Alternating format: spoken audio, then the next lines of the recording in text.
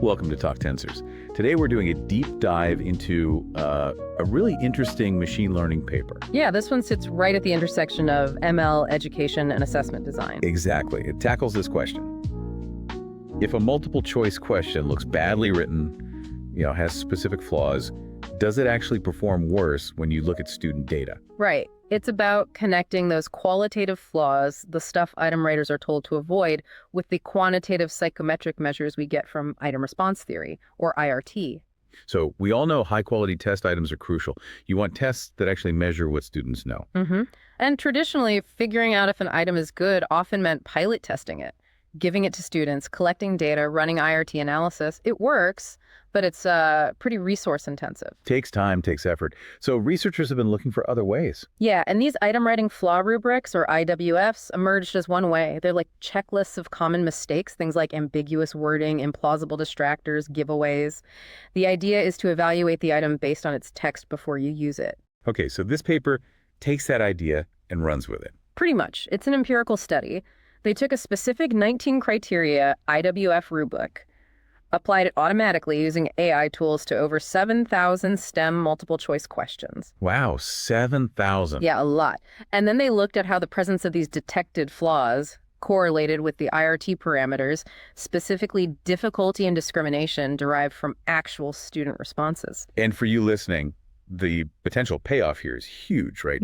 If we can predict item quality from the text alone, even partially, that could be a massive shortcut to creating better assessments. Definitely. It's about finding ways to improve quality assurance, maybe even automate parts of it without needing extensive time-consuming student testing for every single item. All right, so let's get into the main analysis. How did the paper structure this investigation? Okay, so the introduction really sets the scene. It reminds us why MCQs are so common, why their quality matters, and how IRT is kind of the gold standard for evaluating them statistically. But it highlights the limitations of IRT too. Exactly. It's great for telling you if an item works, but not necessarily why it doesn't. It happens after the fact, post hoc. It doesn't explain the root cause in the question text itself. Precisely. So then they bring in the expert review and the rubrics, like the IWF one, which do look at the qualitative aspects. But they argue there hasn't been enough systematic study linking these rubric-based flaws directly to the IRT outcomes on a large scale. So this study aims to bridge that exact gap. Yes.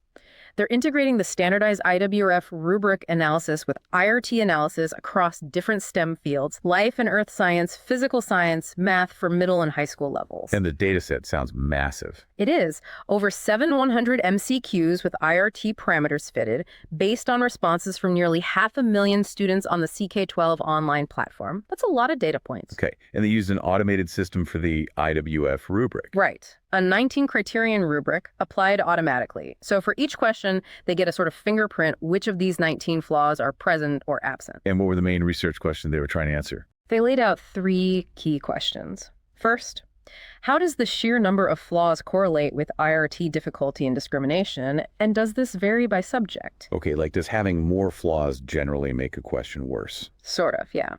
Second, which specific flaws are most strongly linked to low-quality questions based on those IRT measures? Are some flaws worse than others? Makes sense. And third, can we actually use these IWF features, the presence or absence of flaws, to predict the IRT parameters?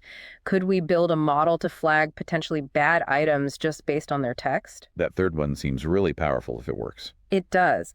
The paper basically introduces this AI-enabled method to scale up qualitative evaluation alongside the statistical stuff, aiming for a more comprehensive view of MCQ quality. Before diving deeper, they also look back at related work, right? To put their study in context. Yeah, they covered 2 main areas. First, the IRT-based validation side. They talked about the traditional pilot studies, but also newer approaches like multi-armed bandits to make data collection more efficient. And the NLP connection. Right. They mentioned how NLP techniques using things like LSTMs or transformers are being explored to try and predict IRT parameters directly from the question text. This is super relevant for that cold start problem evaluating items before you have student data. Okay, and the second area of related work. That was focused on the learning science rubrics themselves, how they provide structure but can be subjective or hard to scale manually. Which brings us back to the IWF rubric. Exactly. They highlight the IWF rubric as a widely adopted tool, especially for MCQs, mentioning flaws like, unnecessary details or distractors that just aren't plausible. And there were some earlier studies linking these flaws to performance. Yes, particularly in medical education, smaller studies hinted at this connection. But this paper really aims to provide large-scale quantitative proof across different STEM fields. They also introduce Sockwit, the open-source toolkit they used for automated IWF detection. Sockwit, how's that work? It uses a mix of rule-based methods for the obvious flaws and then verifies things using large language models, specifically GPT-4 in this case, to get high accuracy compared to humans. Apparently, it's quite strict, maybe even stricter than human raters sometimes. Interesting. So the core contribution is really connecting this automated large-scale IWF analysis with hard IRT data from tons of students. That's the heart of it, yeah. Proving the link quantitatively. Okay, let's get into the methodology weeds a bit. The data set came from CK12. Right. The Foundation's Flexbook 2.0 platform, middle and high school STEM, data from the 2023-2024 period.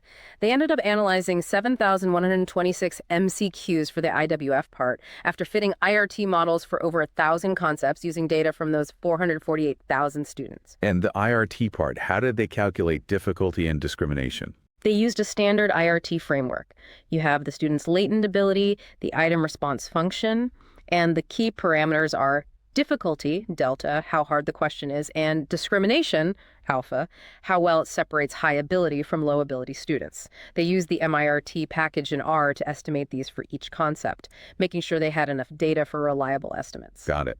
And the IWF application, you mentioned 19 criteria. Yes, 19 specific flaws listed in their table too. Things like ambiguous, unclear, implausible distractors, longest option correct, gratuitous information, all of the above, negative wording, vague terms, more than one.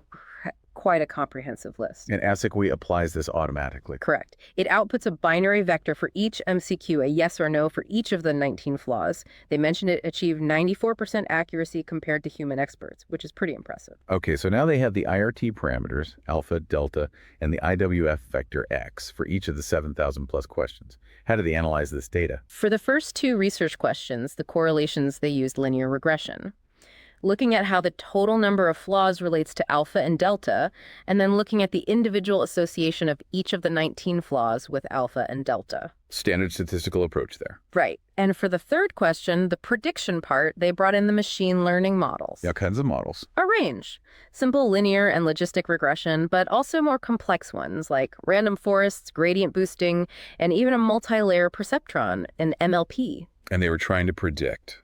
Two things mainly. Predicting the actual continuous values of difficulty, delta, and discrimination, alpha, and also classifying items into categories like low discrimination, alpha below 0.5, low difficulty or high difficulty. They used five-fold cross-validation and standard evaluation metrics, RMSE, R-squared, correlation for prediction and accuracy, AUC, F1 for classification. Seems thorough. Okay, so after all that number crunching, what did they find? What are the big results? Well, first, just looking at the baseline IRT results, about 11% of the questions were flagged for low discrimination, meaning they weren't good differentiators. Another 11% or so were flagged as low difficulty, maybe too easy. Only a small fraction, about 2%, were flagged as very high difficulty. Any differences between subjects? Yeah, Life Earth Sciences seemed to have the highest proportion of flagged questions overall, while math had the lowest. And what about the flaws themselves? How common were they? Most questions, actually over 80%, had 2 or fewer flaws detected. So widespread major issues weren't the norm. Interestingly, math questions had the highest average number of flaws per question, around 1.6. Huh, okay. Any particular flaws stand out as being really common? Definitely. The most frequent offender across the board was ambiguous or unclear language, found in almost a third of the questions. That doesn't surprise me. Vague wording is always tricky. Exactly.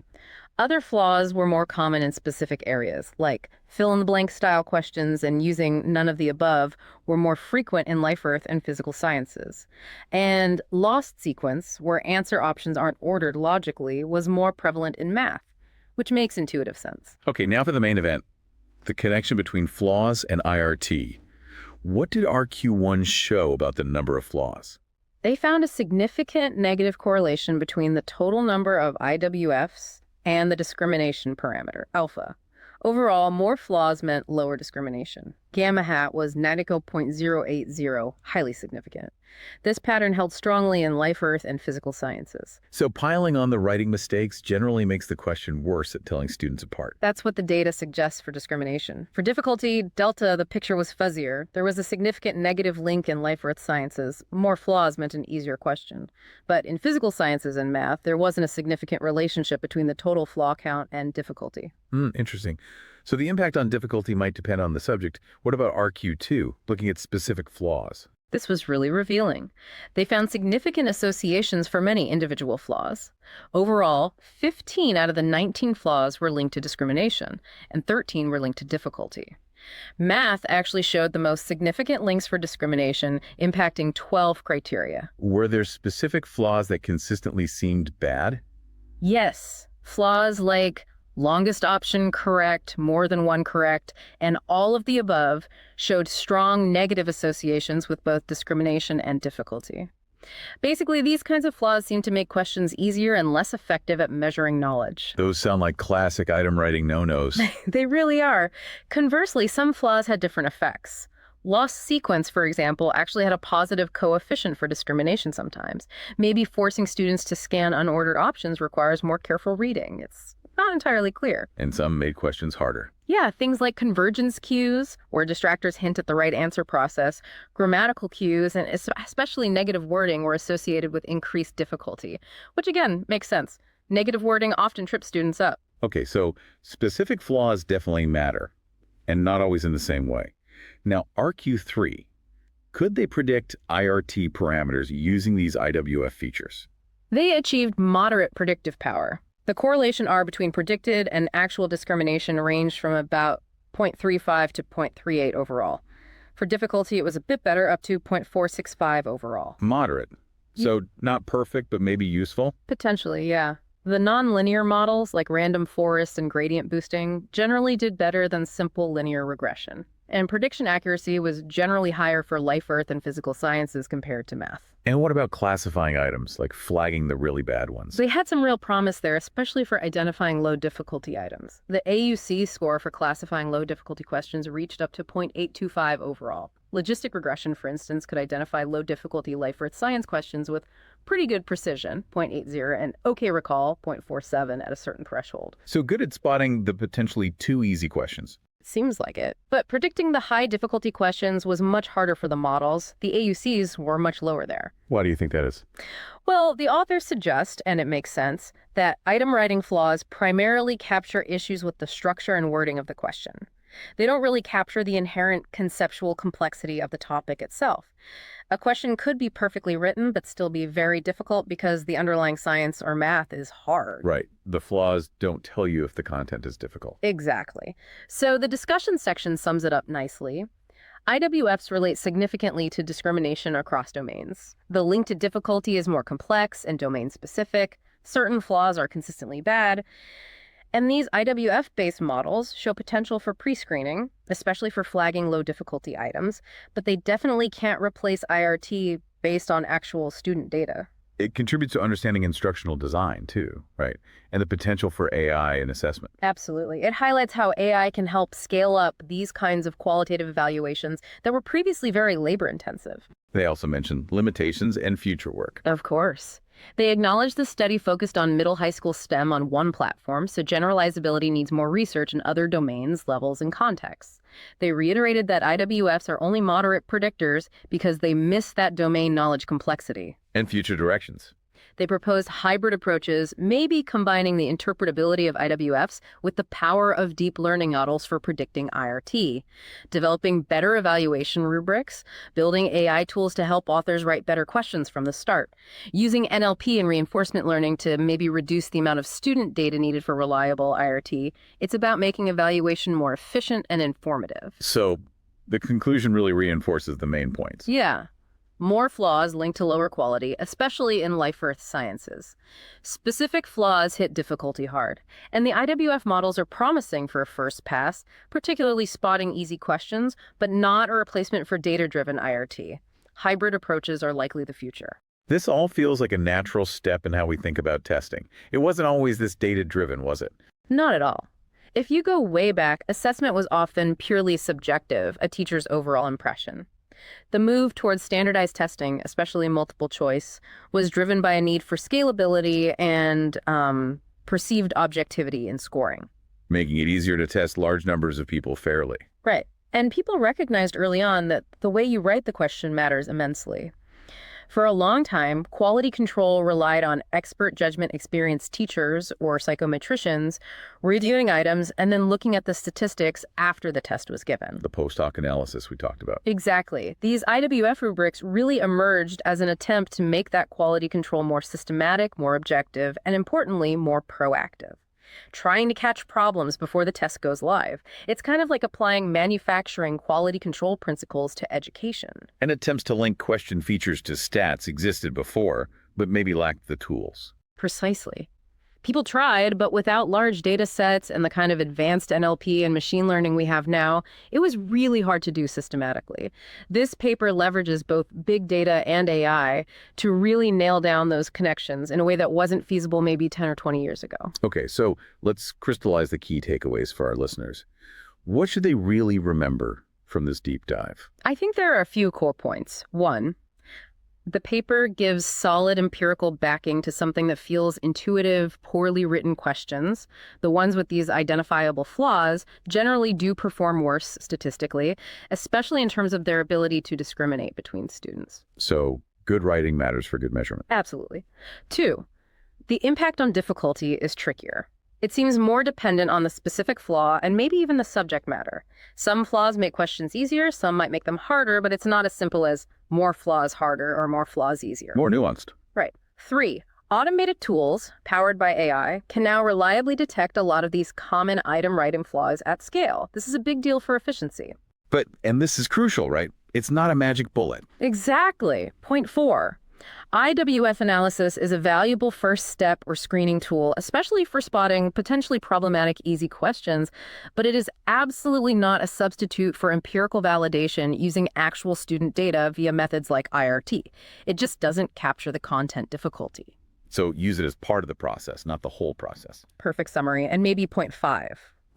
The research highlights specific high-impact flaws like longest option correct, or all of the above, that educators can focus on eliminating right away to get some potentially easy wins in improving their MCQs. And overall, it shows the power of combining different approaches. Yeah, combining the learning science principles embedded in these rubrics with data science tools like IRT and ML gives us a much richer, more comprehensive picture of assessment quality. What are the real-world implications then? Who benefits from this? Several groups, I think. For educators and anyone actually writing tests, it gives clearer insights into common pitfalls and which ones to really watch out for. It's practical guidance. For online learning platforms or large testing organizations, the potential for automated IWF detection is huge. Imagine automatically flagging potentially weak questions in a huge item bank before they get widely used. Saves time, improves quality control. Makes the whole system more efficient. Definitely. For researchers in educational measurement, it offers a solid methodology for studying how qualitative features impact quantitative results. And looking ahead, you could see this integrated into AI tools that help people write better questions in the first place, providing real-time feedback. Or better training for item writers. Yeah, absolutely. More targeted professional development based on which flaws are actually causing the most problems statistically. This is fascinating stuff. Okay, let's shift gears to our novel notions segment. Where could research go next, building on this paper? Well, one idea that struck me is exploring what you might call the severity spectrum of these item writing flaws. Severity spectrum, meaning not all flaws are created equal, even instances of the same flaw. Exactly. This study, like most IWF work, generally treats a flaw as binary, present or absent. But intuitively, a tiny, subtle grammatical cue is probably less damaging than a glaringly obvious one, right? Or a slightly implausible distractor versus a completely ridiculous one. Makes sense. A minor flaw versus a major blunder. Right. So the research idea would be to develop a more granular IWF rubric, maybe with levels of severity, minor, moderate, severe for each type of flaw. How would you measure severity, though? You could potentially use more sophisticated NLP techniques to assess, say, the degree of ambiguity or the linguistic strength of a cue, or how far removed an implausible distractor is from plausibility. Maybe even use eye tracking data to see how much a flaw disrupts student processing. And link that back to the IRT impact. That's the key. Train models not just to detect the flaw, but to estimate its severity, perhaps using the magnitude of the change in IRT parameters and historical data as a signal. Did discrimination drop a lot or just a little when this flaw was present? What's the real-world impact of that? It could lead to much more efficient item revision. Instead of a mandate to fix every single flagged flaw, you could prioritize fixing only the severe instances, the ones most likely causing significant problems. Sort of like precision editing for tests. Focus the effort where it matters most.